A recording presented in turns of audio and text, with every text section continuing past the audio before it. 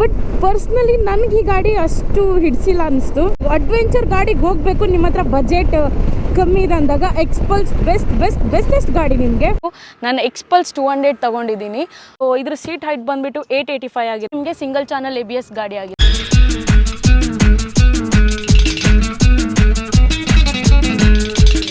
ಎಲ್ರಿಗೂ ನಮಸ್ಕಾರ, ಇದು ನಿಮ್ಮ XP ಗರ್ಲ್ಸ್. ಸೊ ಫಸ್ಟಿಂದ ಫಾಲೋ ಮಾಡ್ತಿದ್ದವ್ರಿಗೆ ಗೊತ್ತಿರುತ್ತೆ, ನನ್ನ ಹತ್ರ NS 125 ಇತ್ತು. ಸೊ ಅದನ್ನು ರೀಸೆಂಟಾಗಿ ಸೆಲ್ ಮಾಡಿಬಿಟ್ಟು ನಾನು ಎಕ್ಸ್ಪಲ್ಸ್ 200 ತೊಗೊಂಡಿದ್ದೀನಿ. ಆಲ್ಮೋಸ್ಟ್ 9 ಮಂತ್ಸ್ ಆಯಿತು ಈ ಗಾಡಿ ತೊಗೊಂಡು. 8000 ಕಿಲೋಮೀಟರ್ಸ್ ಕ್ಲಾಕ್ ಮಾಡಿದ್ದೀನಿ. ಸೊ ತುಂಬ ಜನ ಕಮೆಂಟ್ಸ್ ಆಗ್ತಾಯಿದ್ರು, ಹೆಂಗಿದೆ ಎಕ್ಸ್ಪೀರಿಯನ್ಸು, ನೀವು ಓನರ್ ಆಗಿಬಿಟ್ಟು ಓನರ್ಶಿಪ್ ಎಕ್ಸ್ಪೀರಿಯನ್ಸ್ ಹೆಂಗಿದೆ ನಿಮಗೆ ಅಂತ. ಸೊ ಇವತ್ತು ಈ ವಿಡಿಯೋದಲ್ಲಿ ನಾನು ನನ್ನ ಓನರ್ಶಿಪ್ ರಿವ್ಯೂ ಕೊಡ್ತೀನಿ. Let's go. ಈ ವಿಡಿಯೋ ಶುರು ಮಾಡೋಕ್ಕಿಂತ ಮುಂಚೆ ನನ್ನ ಚಾನಲ್ಗೆ ನೀವು ಹೊಸಬರಾಗಿದ್ದರೆ ಸಬ್ಸ್ಕ್ರೈಬ್ ಮಾಡೋದು ಮರಿಬೇಡಿ. ಹಾಗೆ ಡಿಸ್ಕ್ರಿಪ್ಷನಲ್ಲಿ ಲಿಂಕ್ ಹಾಕಿರ್ತೀನಿ, ನನ್ನ ಇನ್ಸ್ಟಾಗ್ರಾಮ್ಗೂ ಫಾಲೋ ಮಾಡಿಬಿಡಿ. ಹೇಳ್ತಾ ಓನರ್ಶಿಪ್ ಎಕ್ಸ್ಪೀರಿಯನ್ಸ್ ಹೇಳೋಕ್ಕಿಂತ ಮುಂಚೆ ಈ ಗಾಡಿ ಬಗ್ಗೆ ಬೇಸಿಕ್ ಡೀಟೇಲ್ಸ್ ಹೇಳ್ಬಿಡ್ತೀನಿ ಬನ್ನಿ.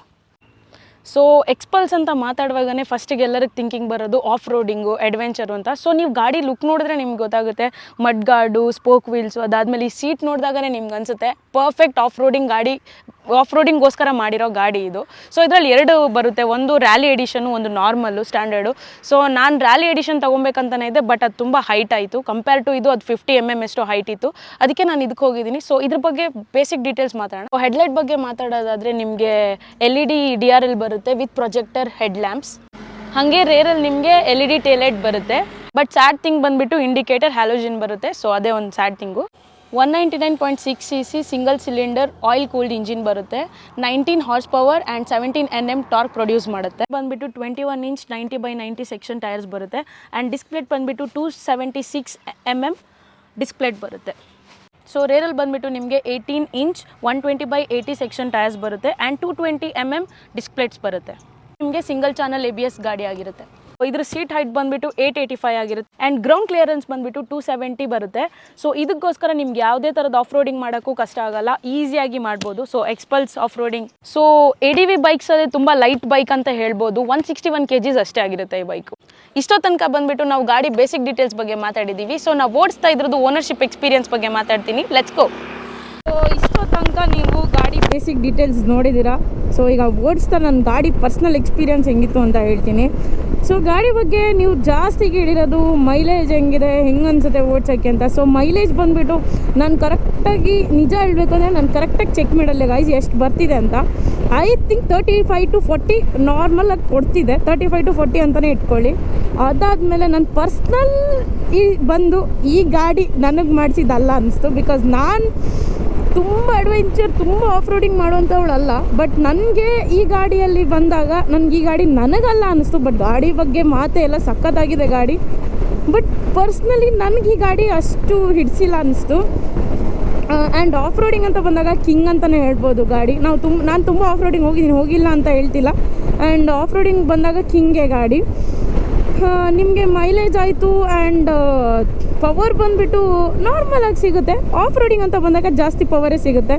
ನಾನು ಪರ್ಸ್ನಲಾಗಿ ಹೇಳೋದಾದರೆ ಯಾರಾದರೂ ತುಂಬ ಆಫ್ ರೋಡಿಂಗ್ ಅಡ್ವೆಂಚರ್, ನಾನು ಜಾಸ್ತಿ ಆಫ್ ರೋಡಿಂಗೇ ಹೋಗ್ತೀನಿ, ನನಗೆ ಆಫ್ ರೋಡಿಂಗೇ ಇಷ್ಟ ಅನ್ನೋರು ಮಾತ್ರ ಈ ಗಾಡಿಗೆ ಹೋಗಿ.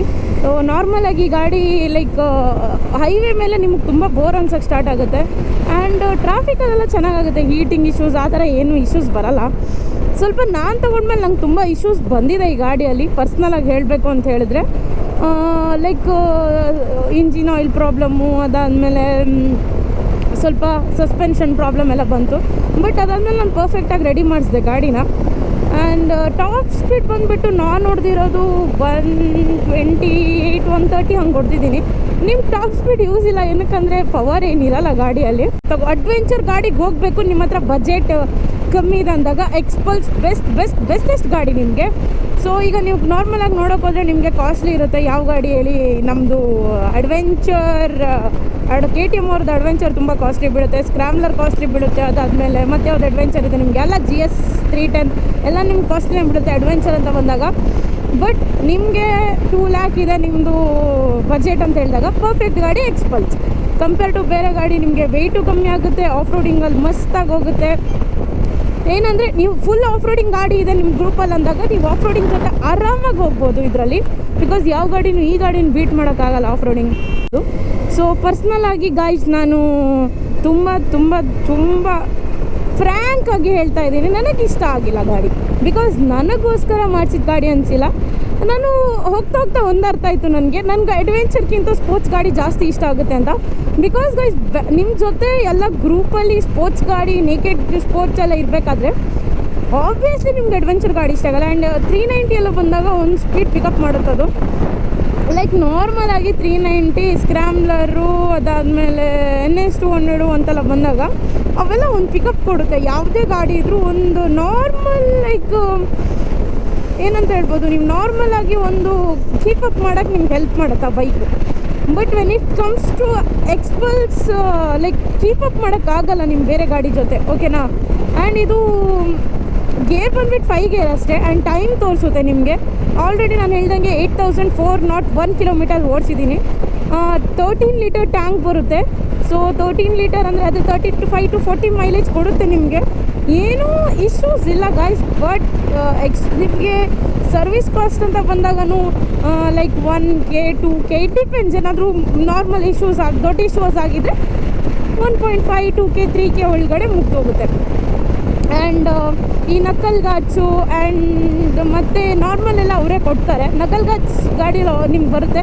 ಫಸ್ಟ್ ಇದು ಲೈಕ್ 2022 ಮಾಡಲಲ್ಲಿ ವೈಸರು ಲೈಕ್ ವಿಂಗ್ ಶೀಲ್ಡು ಮತ್ತು ನಕಲ್ ಗಾರ್ಡು ನಿಮಗೆ ಚೇಂಜ್ ಇತ್ತು. ಸ್ವಲ್ಪ ಶೇಪಲ್ಲಿ ಚೇಂಜ್ ಬರ್ತಿತ್ತು.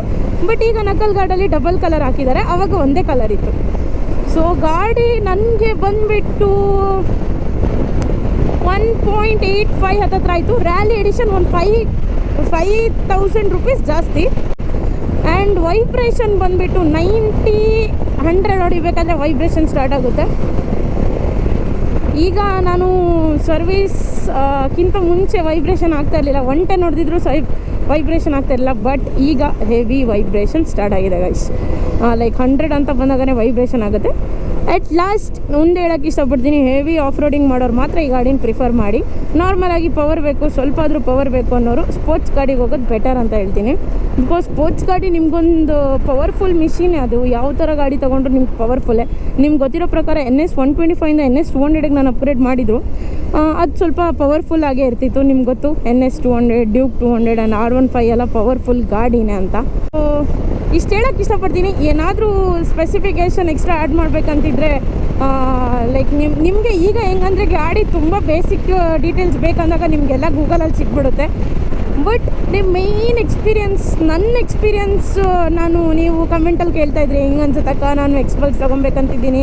ಗೈಸ್ ಒಂದೇ ಹೇಳ್ತೀನಿ, ಆಫ್ ರೋಡಿಂಗ್ ಮಾಡ್ತೀರಾ, ತುಂಬ ಅಡ್ವೆಂಚರ್ ಇಷ್ಟಪಡ್ತೀರಾ ಅಂದರೆ go for it, no problem, go for it. ಏನು ದೂಸರ ಮಾತೇ ಇಲ್ಲ. ಬಟ್ ಹೈವೇ ತುಂಬ ಹೊಡಿತೀರಾ, ಆಫ್ ರೋಡಿಂಗ್ ಮಧ್ಯ ಮಾಡ್ತೀರಾ ಅಂದರೆ ಪ್ಲೀಸ್ ಬೇಡ ಗೈಸ್, ಅಷ್ಟೇ ಹೇಳ್ತೀನಿ. ನೀವು ಇದನ್ನು ಲೈಕ್ ನೆಗೆಟಿವ್ ಆಗಿ ಹೇಳ್ತಿದ್ದಾಳೆ ಅಂತಲೂ ತೊಗೊಳ್ಳಿ. ಗಾಡಿ ಇಷ್ಟಪಡ್ತೀನಿ, ನಾನು ಯಾವ ಬೈಕಾದರೂ ಇಷ್ಟಪಡಲ್ಲ ಅಂತಲ್ಲ. ಬಟ್ ನಿಮಗೆ ಒಂದು ಗಾಡಿ ಓಡಿಸ್ಬೇಕಾದ್ರೆ ಫೀಲ್ ಇರುತ್ತೆ, ನನ್ನ ಗಾಡಿ ನನಗೆ ಓಡಿಸ್ಬೇಕು. ನೀವು ಹೆಂಗೆ ಗೊತ್ತಾ, ಹೆಲ್ಮೆಟ್ ಈಗ ಮನೆಯಿಂದ ಹೆಲ್ಮೆಟ್ ಹಿಡ್ಕೊಂಡು ಹೊರಗಡೆ ಹೋಗ್ತಿದ್ದೀರಾ ಅಂದರೆ ಆ ಎಕ್ಸೈಟ್ಮೆಂಟ್ ಇರುತ್ತೆ, ಗಾಡಿ ಓಡಿಸ್ತಿದ್ದೀರಾ ಅಂತ. ಸ್ವಲ್ಪ ನಂಗಿದ್ರಲ್ಲ ಆ ಎಕ್ಸೈಟ್ಮೆಂಟ್ ಕಮ್ಮಿ ಗೈಸ್. ಏನಕ್ಕಂದರೆ ಪವರ್ ಕಮ್ಮಿ ಅಲ್ವಾ, ಅದಕ್ಕೆ ಗಾಡಿ ಬಗ್ಗೆ ಇಷ್ಟು ಹೇಳಿದ್ದೀನಿ. ಮತ್ತೇನಾದರೂ ಡೀಟೇಲ್ಸ್ ಇದ್ದರೆ ನಾನು ನೆಕ್ಸ್ಟ್ ವೀಡಿಯೋ ನಿಮ್ಗೆ ಕರೆಕ್ಟ್ ಆಗಿಲ್ಲ ಈ ವಿಡಿಯೋ ಇನ್ನೂ ಬೇಕು ಅಂತಿದ್ರೆ ಕಮೆಂಟ್ಸ್ ಮಾಡಿ, ನಾನು ಪಕ್ಕ ನೆಕ್ಸ್ಟ್ ಇನ್ನೊಂದು ವೀಡಿಯೋ ಮಾಡ್ತೀನಿ. ಅಲ್ಲಿ ತನಕ ನೆಕ್ಸ್ಟ್ ವೀಡಿಯೋದಲ್ಲಿ ಸಿಗೋಣ. ನಾನು ಹೇಳ್ದಂಗೆ ವಿಡಿಯೋ ಇಷ್ಟ ಆಗಿದ್ರೆ ಲೈಕ್ ಮಾಡಿ ಗೈಸ್, ಸಬ್ಸ್ಕ್ರೈಬ್ ಮಾಡಿ, ಹಾಗೆ ಇನ್ಸ್ಟಾದಲ್ಲಿ ಒಂದು ಫಾಲೋ ಮಾಡಿಬಿಡಿ. ನೆಕ್ಸ್ಟ್ ವೀಡಿಯೋದಲ್ಲಿ ಸಿಗೋಣ. ಅಲ್ಲಿ ತನಕ bye and take care guys. ಮಾಡೋದು ಮರಿಬೇಡಿ. ನೆನಪಾಯ್ತು. ಓನರ್ಶಿಪ್ ಡೀಟೇಲ್ಸ್ ಎಕ್ಸ್ಪೀರಿಯನ್ಸ್ ಹೇಳೋಕ್ಕಿಂತ ಓಕೆ, ಓನರ್ಶಿಪ್ ಎಕ್ಸ್ಪೀರಿಯನ್ಸ್ಗೆ ಹೇಳೋಕ್ಕೆ ಅಲ್ಲ. ಸೊ ಗಾಡಿದು CC single cylinder okay. And 19 horse power produce ಮಾಡುತ್ತೆ. 70